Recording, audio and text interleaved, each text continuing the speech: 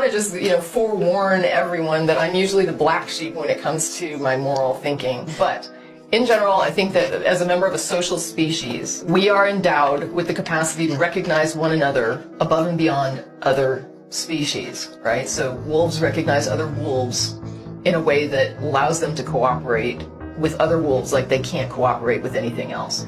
And human beings are very similar, right? We're a social species and we cooperate as groups and teams, and that's pretty much the way that we've evolved to survive. That social aspect comes with all kinds of things, right, that other social species also exhibit. Like we have a capacity for guilt. We have a capacity for empathy. And this is in general, right? Of course, some people, just like any attribute, I can say we're bipedal, but that doesn't mean every human being born has 2 legs, right? I mean, there's always going to be anomalies. But in general, we have these weird little feelings and responses that help us interact with each other in a way that we tend to not really lend outside the species quite as broadly.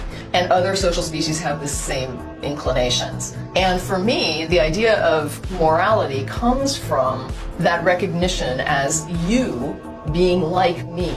So that me and you are alike. We are both human and we are both part of this group that is more cohesive than things outside the group. So I have to recognize your agency, and I have to respect and regard that. When I recognize that, like me, I have agency and I like that agency respected and regarded, so I need to understand you're the same, that I understand that you think like me and you behave like me. Not that we are, not that people don't have diversity, but that in general, basic things like, I don't like to have somebody come up to me and beat me up, means that I'm probably not going to go around beating you up, because I'm going to assume that this probably would be unpleasant for you as well, and that if I try to do it, you're probably going to defend yourself in the way that I might defend myself, and it's going to be a bad scene.